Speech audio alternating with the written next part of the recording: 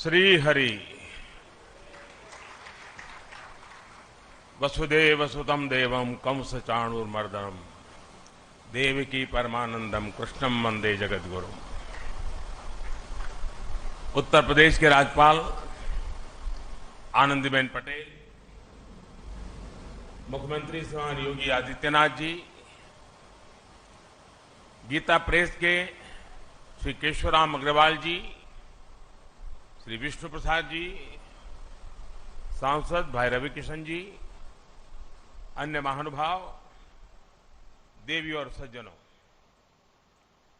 सावन का पवित्र मास, इंद्रदेव का आशीर्वाद,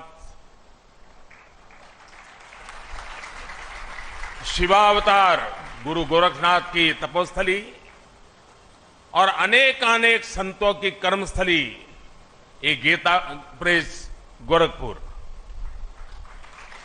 जब संतों का आशीर्वाद फलीभूत होता है तब इस तरह के सुखद अवसर का लाभ मिलता है। इस बार का मेरा गोरखपुर का दौरा विकास भी, विरासत भी, इस नीति का एक अद्भुत उदाहरण है।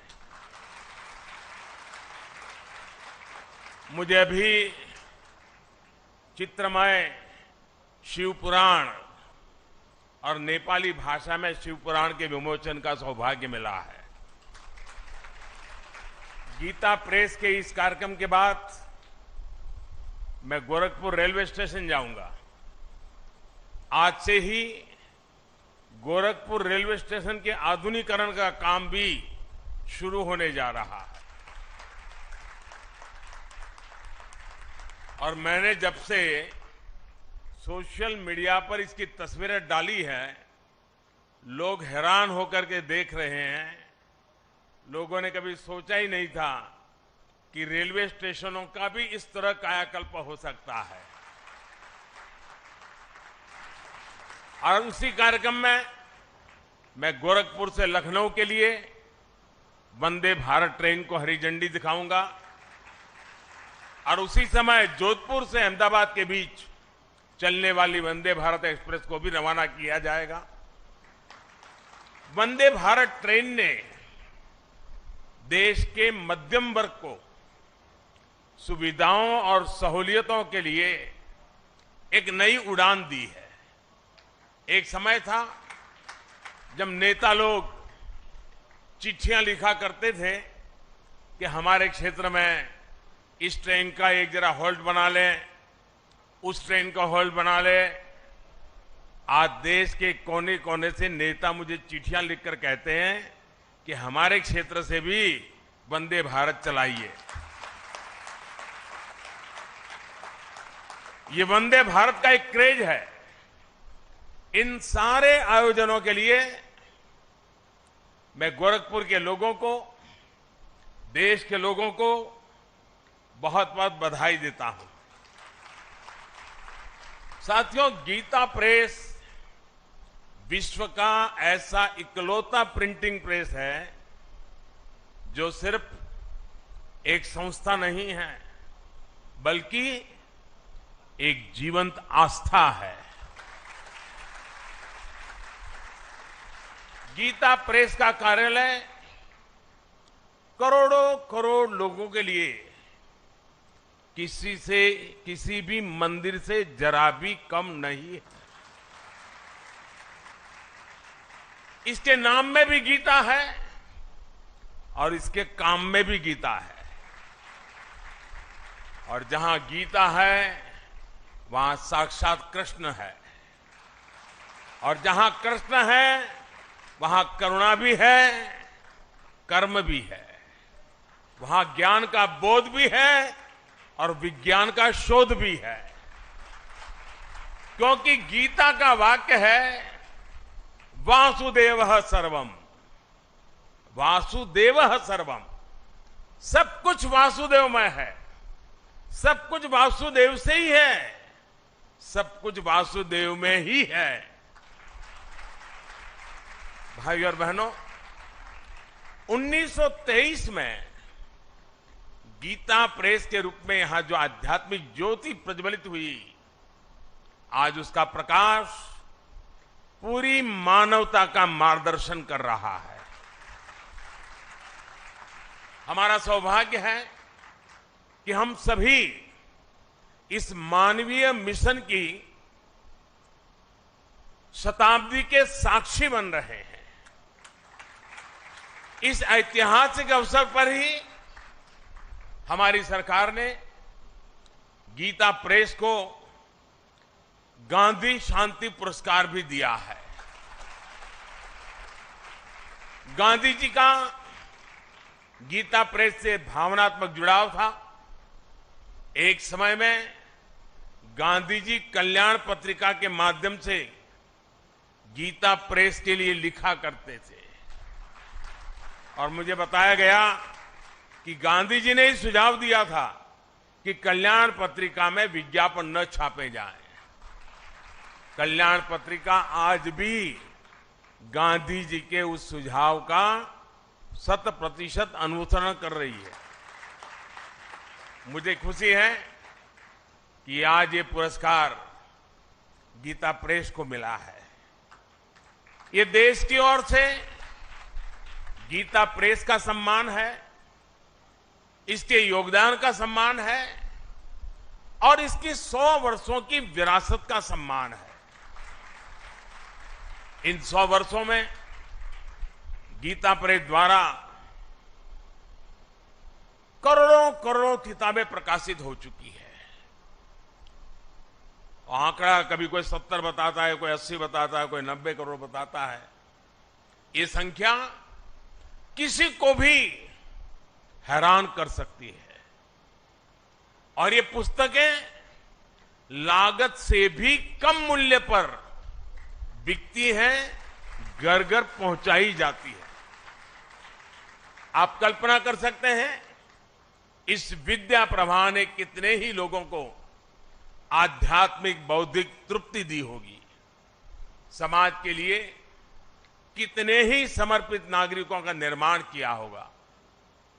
मैं उन विभूतियों का अभिनंदन करता हूं जो इस यज्ञ में निष्काम भाव से बिना किसी प्रचार के अपना सहयोग देते रहे हैं। मैं इस अवसर पर सेठ जी, श्री जयदयाल गोयनका जी और भाई जी श्री हनुमान प्रसाद पोद्दार जैसी विभूतियों के प्रति अपनी श्रद्धांजलि भी अर्पित करता हूं। साथियों, गीता प्रेस जैसी संस्था सिर्फ धर्म और कर्म से नहीं जुड़ी है, बल्कि इसका एक राष्ट्रीय चरित्र भी है। गीता प्रेस भारत को जोड़ती है, भारत की एकजुटता को सशक्त करती है। देश भर में इसकी 20 शाखाएं हैं। देश के हर कोने में रेलवे स्टेशनों पर हमें गीता प्रेस का स्टॉल देखने को मिलता है। 15 अलग अलग भाषाओं में यहां से करीब 1600 प्रकाशन होते हैं। गीता प्रेस अलग अलग भाषाओं में भारत के मूल चिंतन को जन जन तक पहुंचाती है। गीता प्रेस एक तरह से एक भारत श्रेष्ठ भारत की भावना को प्रतिनिधित्व देती है। साथियों, गीता प्रेस ने अपने 100 वर्षों की यात्रा एक ऐसे समय में पूरी की है जब देश अपनी आजादी के 75 वर्ष मना रहा है। इस तरह के योग केवल संयोग नहीं होते। 1947 के पहले भारत ने निरंतर अपने पुनर्जागरण के लिए अलग अलग क्षेत्रों में प्रयास किए। अलग अलग संस्थाओं ने भारत की आत्मा को जगाने के लिए आकार लिया। इसी का परिणाम था कि 1947 आते आते भारत मन और मानस से गुलामी की बेड़ियों को तोड़ने के लिए पूरी तरह तैयार हो गया। गीता प्रेस की स्थापना भी इसका एक बहुत बड़ा आधार बनी। 100 साल पहले का ऐसा समय जब सदियों की गुलामी ने भारत की चेतना को धूमिल कर दिया था। आप भी जानते हैं कि इससे भी सैकड़ों साल पहले विदेशी आक्रांताओं ने हमारे पुस्तकालयों को जलाया था। अंग्रेजों के दौर में गुरुकुल और गुरु परंपरा लगभग नष्ट कर दिए गए थे। ऐसे में स्वाभाविक था कि ज्ञान और विरासत लुप्त होने की कगार पर थे। हमारे पूज्य ग्रंथ गायब होने लगे थे। जो प्रिंटिंग प्रेस भारत में थे वो महंगी कीमत के कारण सामान्य मानवी की पहुंच से दूर थे। आप कल्पना करिए, गीता और रामायण के बिना हमारा समाज कैसे चला रहा होगा। जब मूल्यों और आदर्शों के स्रोत ही सूखने लगे तो समाज का प्रवाह अपने आप थमने लगता है। लेकिन साथियों, हमें एक बात और याद रखनी है। हमारे भारत की अनादि यात्रा में ऐसे कितने ही पड़ाव आए हैं जब हम और ज्यादा परिष्कृत होकर के निकले हैं। कितनी ही बार अधर्म और आतंक बलवान हुआ है, कितनी ही बार सत्य पर संकट के बादल मंडराए हैं, लेकिन तब हमें श्रीमद् भागवत गीता से ही सबसे बड़ा विश्वास मिलता है। यदा यदा ही धर्मस्य ग्लानिर्भवति भारत अभ्युत्थानम अधर्मस्य तदात्मानं सृजाम्यहम्। अर्थात जब जब धर्म की सत्ता पर, सत्य की सत्ता पर संकट आता है, तब तब ईश्वर उसकी रक्षा के लिए प्रकट होते हैं। और गीता का 10वां अध्याय बताता है कि ईश्वर कितनी ही विभूतियों के रूप में सामने आ सकता है। कभी कोई संत आकर समाज को नई दिशा दिखाते हैं, तो कभी गीता प्रेस जैसी संस्थाएं मानवीय मूल्यों और आदर्शों को पुनर्जीवित करने के लिए जन्म लेती है। इसलिए ही 1923 में जब गीता प्रेस ने काम करना शुरू किया तो भारत के लिए भी उसकी चेतना और चिंतन का प्रवाह तेज हो गया। गीता समेत हमारे धर्म ग्रंथ फिर से घर घर गूंजने लगे। मानस फिर से भारत के मानस से हिलमिल गई। इस ग्रंथों से पारिवारिक परंपराएं और नई पीढ़ियां जुड़ने लगी। हमारे पवित्र ग्रंथ आने वाली पीढ़ियों की थाती बनने लगे। साथियों, गीता प्रेस इस बात का भी प्रमाण है कि जब आपके उद्देश्य पवित्र होते हैं, आपके मूल्य पवित्र होते हैं, तो सफलता आपका पर्याय बन जाती है। गीता प्रेस एक ऐसा संस्थान है जिसने हमेशा सामाजिक मूल्यों को समृद्ध किया है, लोगों को कर्तव्य पथ का रास्ता दिखाया है। गंगा जी की स्वच्छता की बात हो, योग विज्ञान की बात हो, पतंजलि योग सूत्र का प्रकाशन हो, आयुर्वेद से जुड़ा आरोग्य अंक हो, भारतीय जीवन शैली से लोगों को परिचित करवाने के लिए जीवनचर्या अंक हो, समाज में सेवा के आदर्शों को मजबूत करने के लिए सेवा अंक और दान महिमा हो, इन सब प्रयासों के पीछे राष्ट्र सेवा की प्रेरणा जुड़ी रही है, राष्ट्र निर्माण का संकल्प रहा है। साथियों, संतों की तपस्या कभी निष्फल नहीं होती, उनके संकल्प कभी शून्य नहीं होते।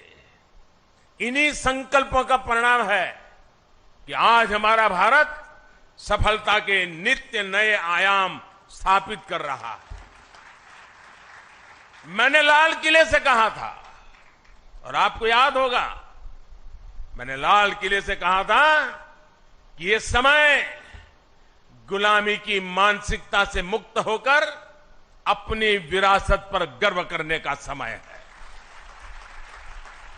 और इसलिए शुरुआत में भी मैंने कहा, आज देश विकास और विरासत दोनों को साथ लेकर चल रहा है। आज एक और भारत डिजिटल टेक्नोलॉजी में नए रिकॉर्ड बना रहा है, तो साथ ही सदियों बाद काशी में विश्वनाथ धाम का दिव्य स्वरूप भी देश के सामने प्रकट हुआ है। आज हम वर्ल्ड क्लास इंफ्रास्ट्रक्चर बना रहे हैं, तो साथ ही केदारनाथ और महाकाल महालोक जैसे तीर्थों की भव्यता के साक्षी भी बन रहे हैं। सदियों बाद अयोध्या में भव्य राम मंदिर का सपना, हमारा सपना पूरा होने जा रहा है। हम आजादी के 75 साल बाद भी अपनी नौसेना के झंडे पर गुलामी के प्रतीक चिन्ह को ढो रहे थे। हम राजधानी दिल्ली में भारतीय संसद के बगल में अंग्रेजी परंपराओं पर चल रहे थे। हमने पूरे आत्मविश्वास के साथ इन्हें बदलने का काम किया है। हमने अपनी धरोहरों को, भारतीय विचारों को वो स्थान दिया है जो उन्हें मिलना चाहिए था। इसलिए अब भारत की नौसेना के झंडे पर छत्रपति शिवाजी महाराज के समय का निशान दिखाई दे रहा है। अब गुलामी के दौर का राजपथ कर्तव्य पथ कर बनकर कर्तव्य भाव की प्रेरणा दे रहा है। आज देश की जनजातीय परंपरा का सम्मान करने के लिए देश भर में जनजातीय स्वतंत्रता सेनानी म्यूजियम बनाए जा रहे हैं। हमारी जो पवित्र प्राचीन मूर्तियां चोरी करके देश के बाहर भेज दी गई थी, वो भी अब वापस हमारे मंदिरों में आ रही है।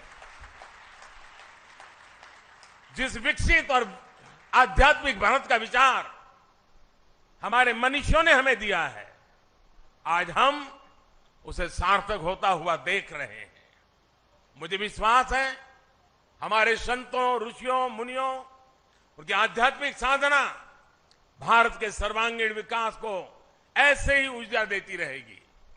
हम एक नए भारत का निर्माण करेंगे और विश्व कल्याण की अपनी भावना को सफल बनाएंगे। इसी के साथ आप सभी का इस पवित्र अवसर पर मुझे आपके बीच आने का मौका दिया और मुझे भी इस पवित्र कार्य में कुछ पल के लिए क्यों नहीं आपके बीच बिताने का अवसर मिला। मेरे जीवन का इस सद्भाग्य है। आप सबका मैं फिर से एक बार हृदय से बहुत बहुत धन्यवाद करता हूं, बहुत बहुत शुभकामनाएं देता हूं।